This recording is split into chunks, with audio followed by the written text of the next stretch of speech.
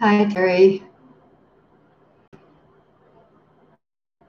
Good evening. Hi, Terry. And a few others are showing up here as well. So if you have access to the chat, it's lovely to say hi if you like and see who's here or where you're chiming in from. Hi, Monty. Good evening. All right. Almost 7:30. There's a message here. Let me just see who this is. Okay, great. All right. Bing, 7:30. So we're continuing this little series of talks on the hindrances, the traditional hindrances to meditation as they're understood in this insight meditation practice. And there's 5 hindrances. Pancha is 5. Pancha Nivaranani. It's Nivaranani, which means hindrances. And we've spoken thus far about 2 of them. The first 2, there's a sense of order to them. The first being desire and the second aversion. So there's, if you're just tuning in, there's 2 other talks that you can find here on this True North Insight channel from me. And there may be others from the other teachers. I haven't seen what others are offering. One on each of those hindrances. So then desire and aversion are kind of the first layer that show up when we pay attention to the mind and body, not so separate and not separate at all. And after some time with practice and noticing those states, and perhaps there's a little bit of stability or some calming, some more wisdom, mindfulness, insight, we may start to notice these other hindrances, or may show up for you in a different order. Maybe that's what shows up first. So tonight I'm speaking about the one that's traditionally listed in 3rd place here, and it's a group of 2 words, sloth and torpor. Sloth and torpor. So it was fun finding a cute picture of a sloth to post on Facebook to promote this talk. So sloth is a Pali word called Thina, Thina, and this means it's more of the physical quality of idleness, sleepiness, dullness physically. It's a kind of absence of vitality, absence of energy in the body. So we can feel, just sleepy, lethargic, dull, weary. Sometimes it can feel like a weakness, like there's just no strength, no energy to do anything, especially anything physical. It can, and obviously that can show up in our formal practice, but also in our daily lives, like just no energy to participate in what needs to be done. And so, we need to set aside physical causes for that. When there's illness or when there's been, several nights of a lack of sleep, then obviously there's going to be physical fatigue. But these hindrances are quite different than just physical tiredness. This manifests as a physical sensation and quality, but it's coming from mental states, which I'll talk more about. And so in our form of practice, this would show up as just not even able to sit upright or be upright in our posture, you know, the slumping and falling asleep, of course, the head bobbing, and or fully asleep, which happens. You know, we all kind of, I think most people have a tendency to one hindrance or another. Sloth and torpor, I don't get a lot of. I have more restlessness and remorse in my system. Restlessness, not so much remorse. And yeah, desire, a lot of that. Sometimes doubt. So everybody kind of has the hindrances that show up for you more regularly than others, I think. And sometimes we have what's called the multiple hindrance attack, where like all 5 of them are showing up at once. So, so that's sloth is the physical experience of no energy and dullness, and just can't perk up to pay attention. And then midda, M-I-D-D-H-A, is torpor. And torpor is more of the mental experience of no clarity, no energy, no brightness. It's also like mental drowsiness. And the mind just feels kind of dull and weary and cloudy. So you can see how it's a similar words and description and sensation, but one is more the mind state feels like this, and one is more just the body is. And of course, they're interrelated. That, you know, mind and body affect each other and are not separate entities, of course. But when torpor is showing up in our meditation practice, but also in our daily lives, it might show up more, less as falling asleep, but more as just drifting off. The mind is just kind of, oof. There's no brightness or energy to come back and begin again and pay attention and have an investigation. It's just kind of a dreaminess, lots of daydreaming and fantasizing, and just kind of a lull experience. And this is sometimes confused with calm, and it is not calm. Calm in our meditation practice has an aspect of energy to it. In the 7 factors of awakening, energy becomes calm, joy, energy, joy, calm. So these are all related, and the calmness of our, when it's a balanced and skillful and wholesome quality in our practice, is not just like la la la, very different. I've mentioned in the other 2 videos around desire and aversion the similes that are used to describe these states of mind and body. And so with desire, it was the colored dyes floating on the surface of water that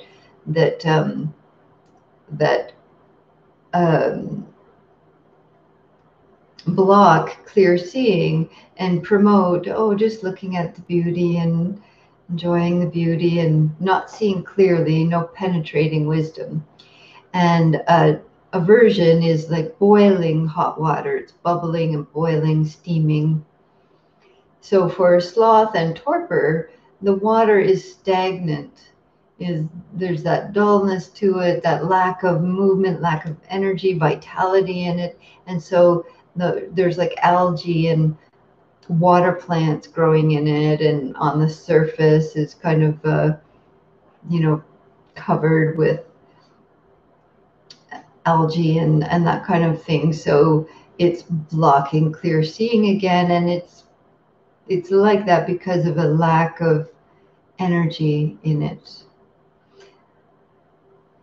There's another simile with regards to sloth and torpor. It's described as being imprisoned, which is hopefully an awakening image and thought, to see that this as a hindrance is like being locked in a prison cell.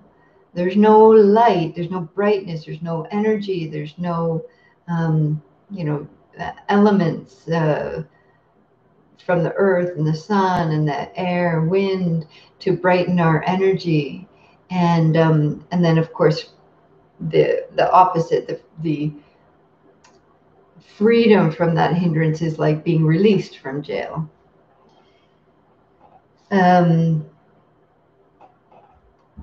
Yeah. Okay. There's so much to say about this hindrance, so I'm gonna try to be timely about it so that we can really get a good practice with it, which is of course the most helpful and insightful aspect of the practice, is to actually do it. Ajahn Brahmavamso says this about sloth and torpor. Sloth and torpor refers to that heaviness of body and dullness of mind, which drags one down into disabling inertia and sometimes thick depression. This is not to say that, sloth and torpor is the cause of depression, but there's a relationship that when this energy of heavy body with this sloth characteristics and the torpor of the mind, there's no brightness, there's no energy to engage and to pull ourselves up from it, that of course that's going to contribute to any tendency towards depression.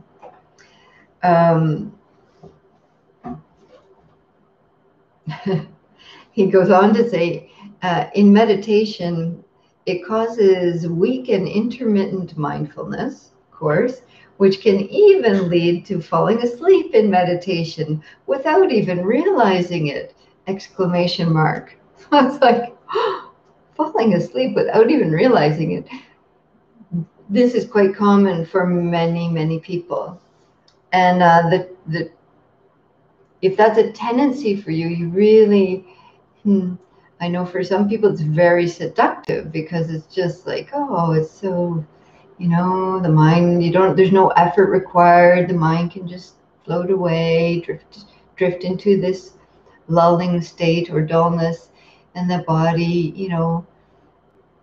it's just like it's almost like bypassing reality, just a little veil comes over. And but if you're practicing because you want to awaken, you want to see clearly, you want to have wisdom and discernment and right action in the world, that is definitely a practice of waking up. And so if this hindrance is a tendency for you, you really need to actually apply some energy, apply some right effort to catch it before it takes you. Because once it starts, there isn't even enough brightness, usually, to work with it skillfully. So you kind of really need to be a little bit watchful and alert for it, and watch it coming on and then wake up. But it also works often for people that, they actually fall asleep. Some just fall asleep and stay asleep.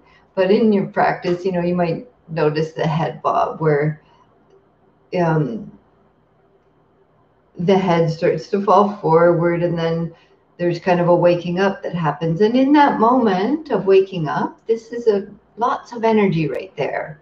And so to not berate yourself that there was sleepiness, but to be use that moment of startle, of wakefulness to begin again, because there's mindfulness right there that just saw what was happening, and there's also energy. So use that to then start again.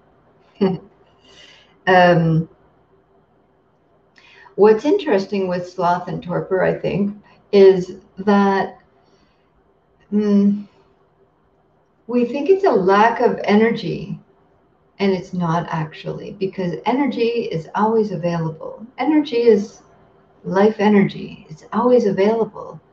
If somebody, you feel like, I just can't get off the couch today, or in my meditation practice, I can't really practice today. I have no energy to pay attention.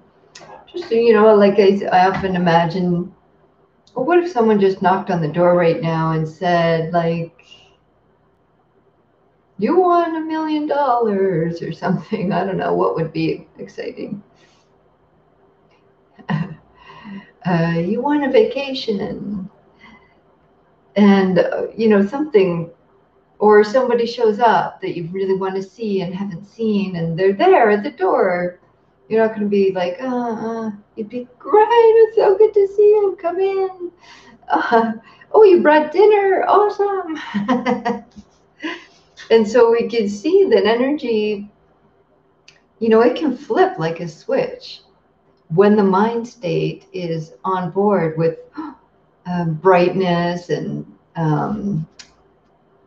happiness, joy, investigation, curiosity. It's like, when you are experiencing or seeing something really new, that something you haven't seen before, there's a lot of energy for that. Natural energy that's accessed. And yeah. So to know that this is something that you can turn around, I've seen it over and over again, even with folks that experience really heavy depression. With the but with, finding what's the little missing ingredient here that can spark a little bit of energy. And yeah. Okay. So, what else about this? Yeah, so a sense of joy, a sense of delight, a sense of beginner's mind, curiosity, all of these things bring energy. And it was Ajahn Brahmavamso that said, he talks about that taking evasive action, that like coming to a fork in the road, one can take the mental path leading away from sloth and torpor. And really the importance of trying to really notice it as soon as possible, because it's so seductive for many folks.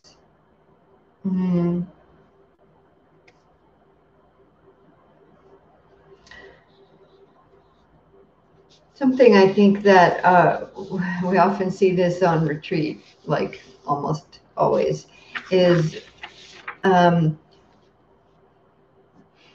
that usually when people arrive to a silent meditation retreat, the first thing after the initial, especially if it's a new place, getting settled, the uncertainty and all that, and that kind of restlessness or not knowing energy, the next thing that usually shows up is an extreme amount of fatigue. Really deep sloth and torpor. And it's interesting because this is often this deep weariness, exhaustion, actually, adrenal fatigue.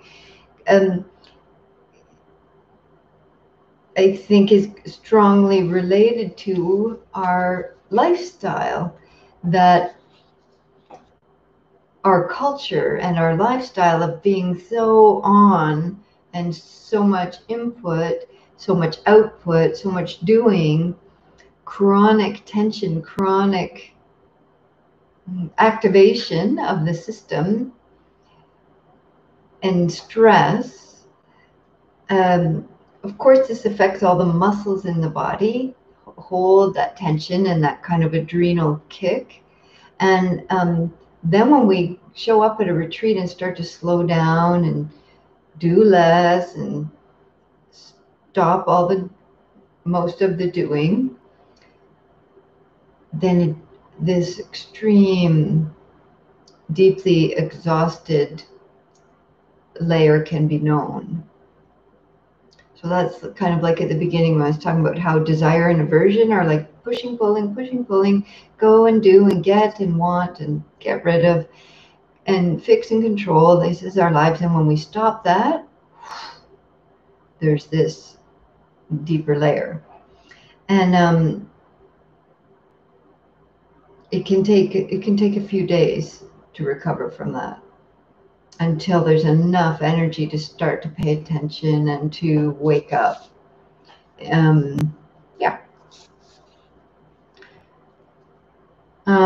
There's lots of different mental states, psychological states that are actually the cause of this kind of hindrance of sloth and torpor that I'm talking about.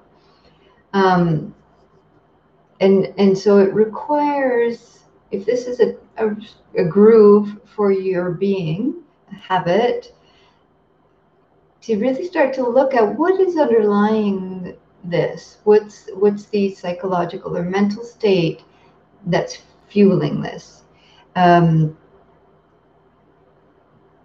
obstructing, hindering the natural luminosity, the natural healthy functioning of the mind, heart, mind, body.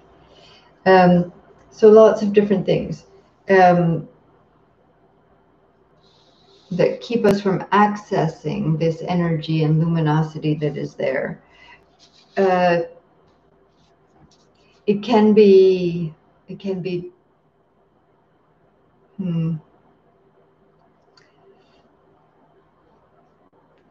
a sense of discouragement, frustration. Like these are mental thought patterns of like, I can't, I'm not good enough. Kind of a feeling of futility or self-pity that I can't do it, it's too hard. And this can be in our daily life or in our practice. Hopelessness, boredom. Boredom means you're not paying attention to how things are. Life is vigorous. Life is flowing, vibrant, changing. And if you feel like, yeah, I've felt that breath before, yeah, I know what this is about, or I've done this before. If you notice the thought patterns are related to boredom, and there's lots of skillful ways of working with this. First of all is identifying that, and then see if you can just up the investigation a little bit more, like, what is this breath actually? What is this moment? What is actually happening right now? And then if you need more juice, it's recommended that you contemplate death, contemplate impermanence. There's lots of stories that are quite invigorating around that. One of them that stands out for me is picturing a sword dangling above your head from a thread, and there's other ones of carrying hot hot oil on a bowl on your head, and you have to stay really awake and keen and bright or it's going to spill. Like these kind of things are images that are used to help us to feel energized and awake. Contemplating death and impermanence is like, well, that moment's gone. Didn't really live it. Wasn't really awake to it. Or that whole day is gone or more. And to see that life is passing us by if we're not present in it, if we're not with it. Yeah. So it can be that kind of chronic excitement and tension that kind of knocks us out. It can be this discouragement, pity, or ideas of futility, I can't stories. It can be just boredom, hopelessness. Yeah, I think there's lots of different ways this can show up. And so to learn how to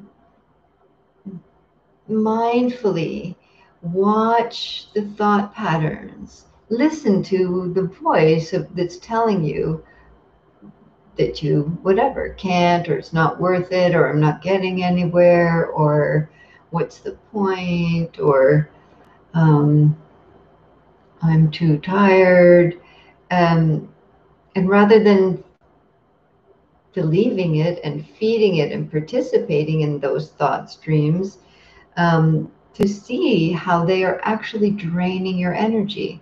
The thought grooves are actually sapping your energy. And so it's really important to practice with these hindrances, with them, not to abandon your practice because of them. So it's so important that you don't feed it by saying, oh, I'm too tired to practice. Oh, I just can't do it today. I'll just end sooner than I intended, even though you've set a timer for a certain time. Or in daily life, if you're not doing a formal meditation practice and you have an intention, I'm going to do this today. And then if you feed into this habit, oh, well, I can't because, or not today because, then that's really going to fuel more of this hindrance. Physically, there's things you can do like walking meditation. On the 3-month retreat, I would often see people meditating with their arm up. So holding one arm up, you can't, you're not really going to fall asleep with your arm up. It does, or if that happens, it'll wake you up. So holding an arm up brings energy, but also keeps you a little bit awake. I've never tried that myself, but I saw lots of people doing it. Your posture is super important if this is a habit for you and you're trying to practice wakefulness. To have an upright spine brings energy. And if you haven't had any instruction on how to support your posture in meditation, and there's any sort of caving and rounding with the head forward, this is already a recipe for sleep. So posture is super important. Having the elbows back so they're underneath the shoulders helps to stay upright. So if your hands are too far forward and elbows are forward, the shoulders have already rounded and the head comes forward and away you go into la la land. So posture. You might need to also, with this hindrance, increase the mental noting. So the practice of gentle noting of what's happening.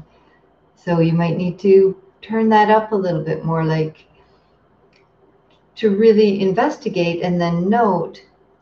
So say your anchor is your breath, you're feeling your breath. And see if you can really feel and notice and which part of the breath you're falling asleep on, or which part of the breath is most wakeful. See if you can watch that kind of drifting away happening. And it's not that you'll get that right and that you're not going to at all drift away. You probably still will, but it's the act of inquiring that shines a light into it and brings some energy and investigation. To investigate the physical sensations of it also brings a little bit of energy, because there's such a gray, heavy dullness to it. Feels like a blanket kind of coming over you, that even just describing that for yourself brings a bit of wakefulness. If you're just like, what is this I'm calling sleepiness or sloth and torpor, or whatever you want to note it as? What is this really? Oh, it just feels like heavy weight across my shoulders or heavy eyelids. You know, see if you can describe for yourself what the physical sensations are. And that might bring a bit of energy. So to really see how this is all related to an attitude that we have. In daily life practice, you can, if you know that this is a tendency for your system, you might need to do a little more inquiry into it, like I was saying, about what are the root storyline that's feeding it. But also to look at, like, some of the questions I have here for reflection are, in the morning, when during the day are you more or less energized? Do you think of yourself as an energetic person or a not energetic person, non-energetic? What things give you vitality in your life? Going for a walk, being in nature, splashing your face with cool water. What foods make you feel dull? That's a really good question.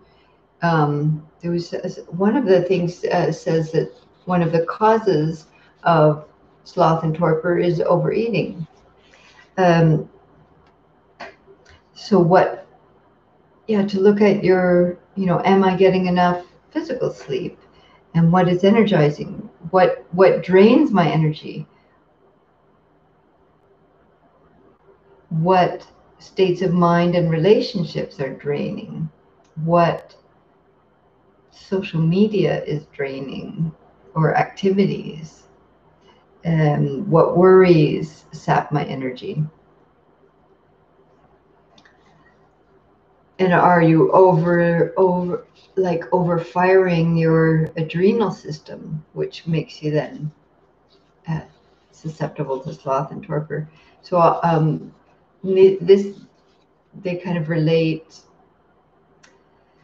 restlessness and remorse and sloth and torpor are like wired and tired, and these are often together, wired and tired.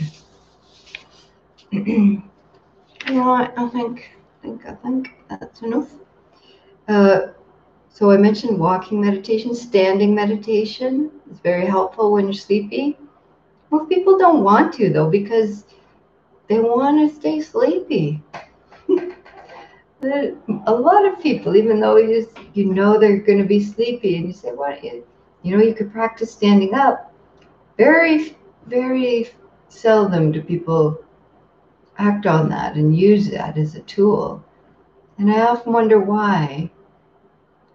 Maybe they don't want to stand out if it's in a group, they don't want to be the one standing. But I think it may also be because it's like, yeah, I'd rather just lull here. It helps to not be too warm in a place that's too hot and warm. It also kind of brings that dullness.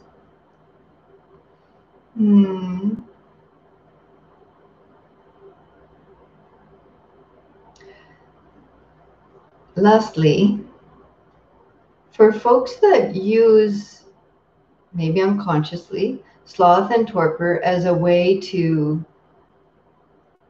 avoid, as a way to, it's that seductive quality of just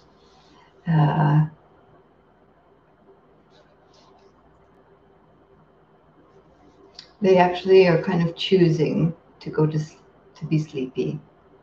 Like, oh, I just want to turn it off. I just want to rest. I just want to pull down the curtain. It can be helpful to inquire, what would I be feeling? What would I be noticing? What state of heart and mind would be here if I wasn't overcome with sloth and torpor right now? Like, is there something underlying that you don't really want to pay attention to? Is there something that you don't really want to look at and notice? And so it's like, I'll just let this hindrance take over. Lots to inquire with here. And I think it's great tonight that we're practicing now. We're going to practice at 8:05, which is a sleepy time for many folks. And so take this as good news that now you get to practice awakening to the hindrance, practice working with the hindrance of sloth and torpor, if that's there for you, might not be. And, while it's really maybe present for you. So that's a good thing. You have an opportunity here to practice awakening with sleepiness. Awakening to. Right, so let's get comfy, but not too comfy. So maybe it's the time to practice standing if you're really, really tired right now. Or you could practice with your arm up.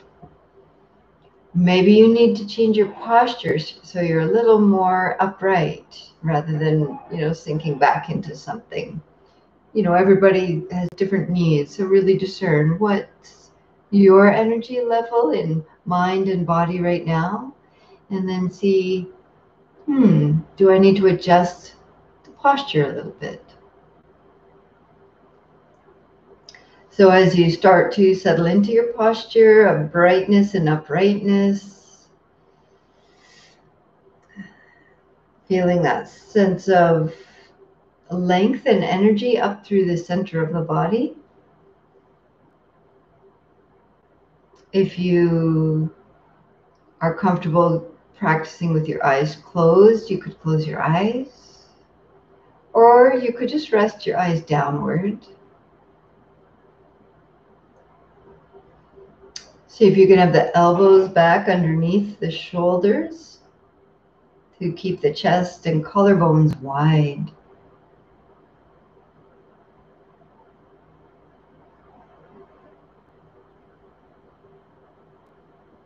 And then as you keep that sense of energy and uprightness up through the center of the body, see if you can relax any tension in the muscles around your skeleton, your upright form, without drooping and sagging into sleepiness.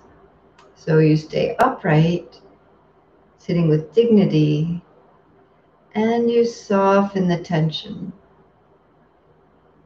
And maybe a real sense of that chronic tension, chronic activation. And notice where that is for you. Is it in the jaw, the belly, the hands, Of course, the neck and shoulders is a common area for this.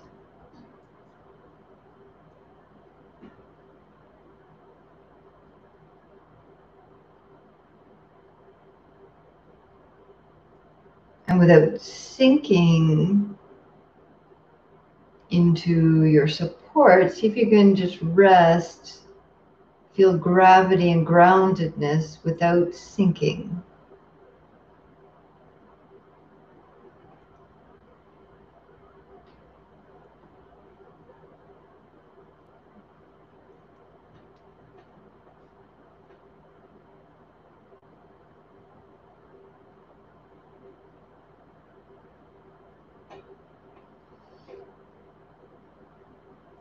It can be helpful to take a moment to reflect on your intention for your practice.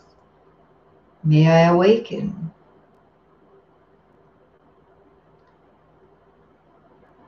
Or, yeah.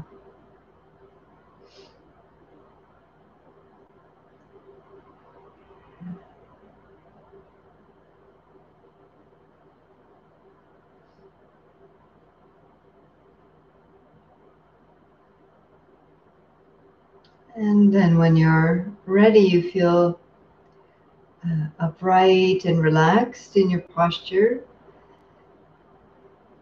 Then begin to meet with your anchor. So your anchor for your practice might be the sensation of your breath. It might be sounds. Some folks may be using a different practice, choiceless awareness, or just sensations of the body. But just to simplify, I'll describe the rest of the practice with the breath. But if you're using a different anchor, feel free to go ahead with that. So as you feel your body is just breathing now, it's breathing naturally. You don't have to control it or force it or make the breath any certain way. Just with the body resting upright, awake, feeling sensations of breath here. See where you feel that sensation of breathing most accessibly, easily. So it might be the sensation of movement in your belly. For others, it may be the movement at the area of the chest or inside the chest.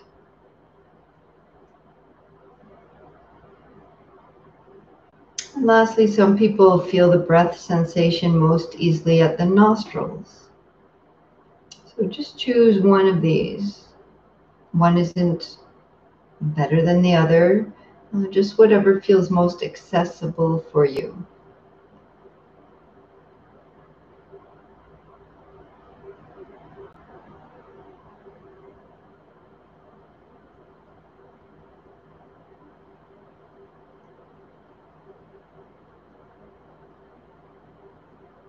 And as you really rest with just that sensation of breath coming and going at your anchor,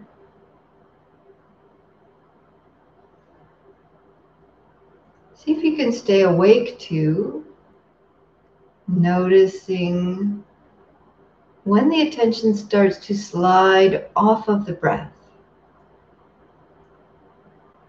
You're feeling the breath just at that one place, not following it all the way into and out of the body.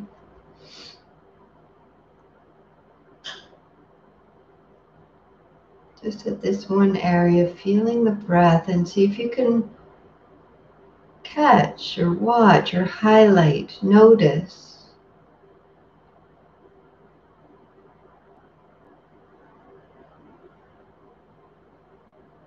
when the attention wants to just slide off the breath.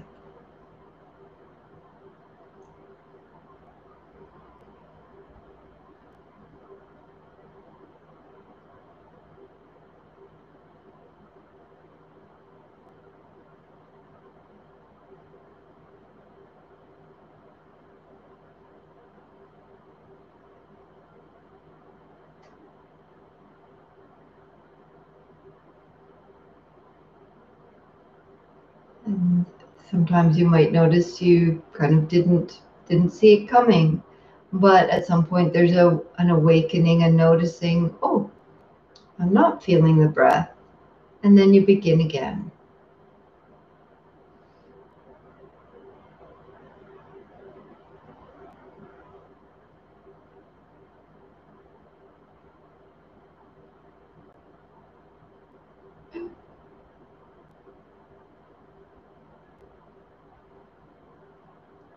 Which part of the cycle of breath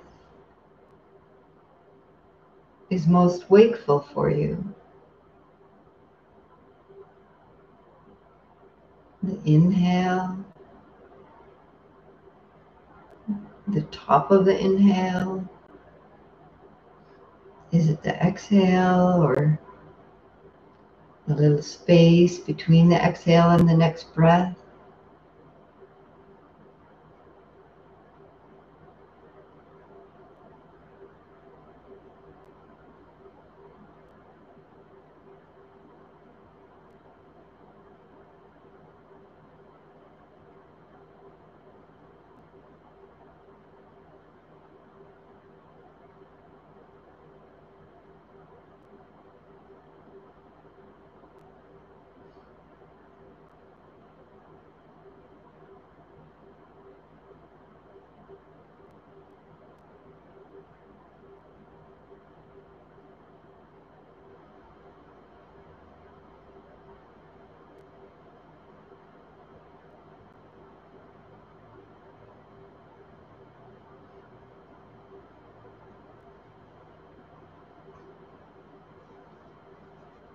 And if you find that just this investigation and curiosity is not enough to maintain some wakefulness, you might need to raise your arm and see if that helps.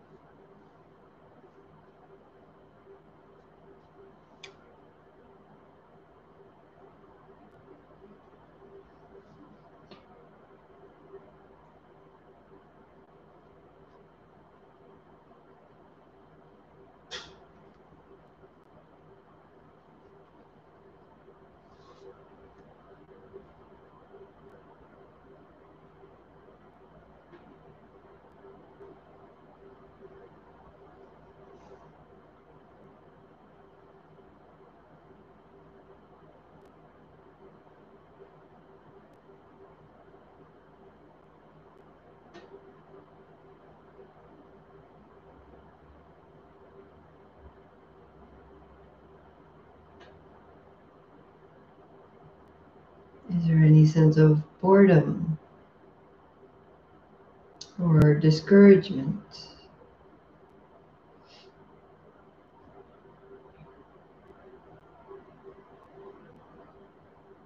Any stories of, I can't do this?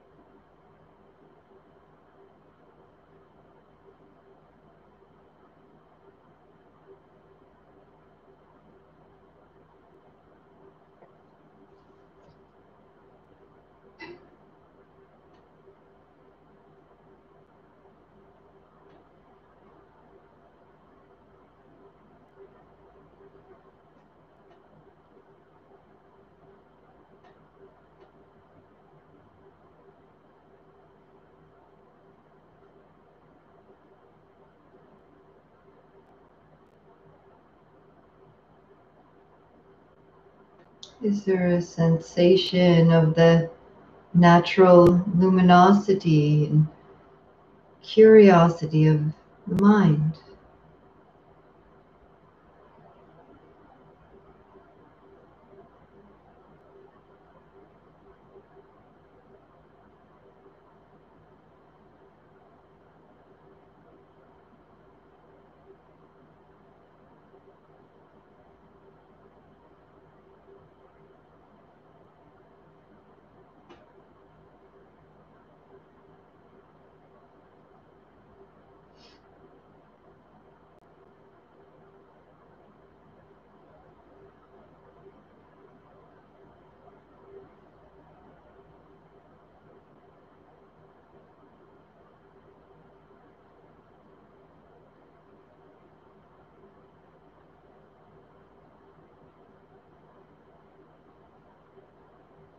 and to bring in the reflections on death and dying, the awakening reflections. What if this was my last breath? We leave this world on an exhalation. And what if this was my first breath? We enter the world on an inhalation.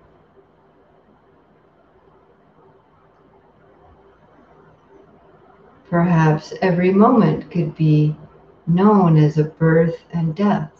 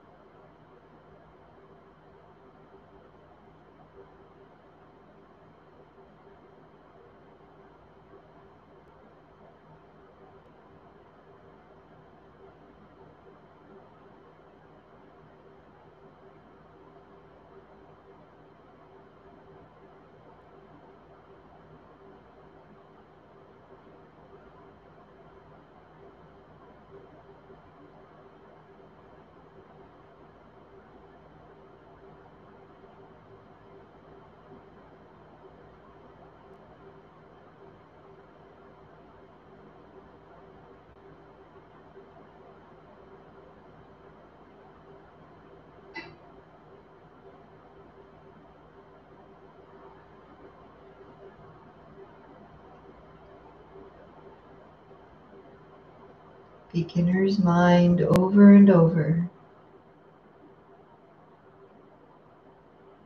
Calm, energized, awake.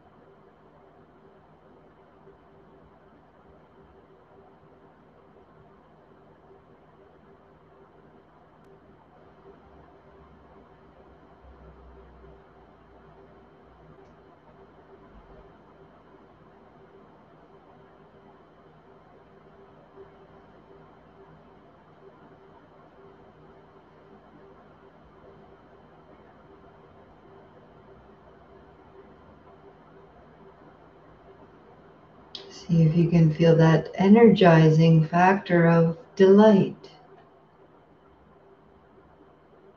Bringing in the light, the brightness of a little bit of joy and delight in being awake right now.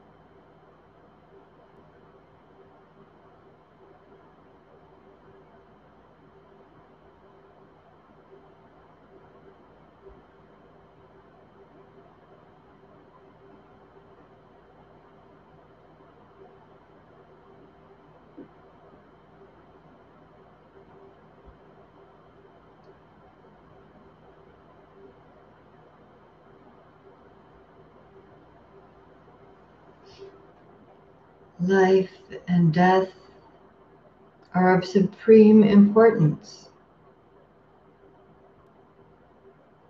Time passes quickly and opportunity is lost. Let us awaken. Awaken. I will not squander my life.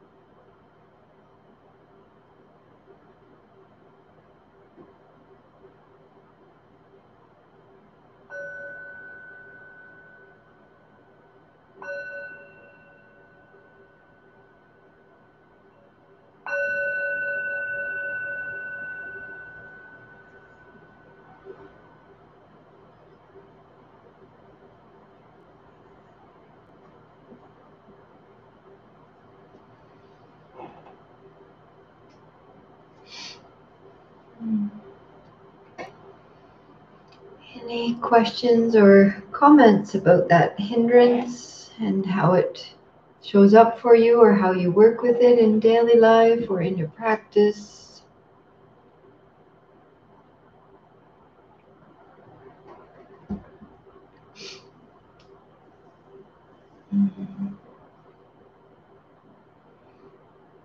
Okay.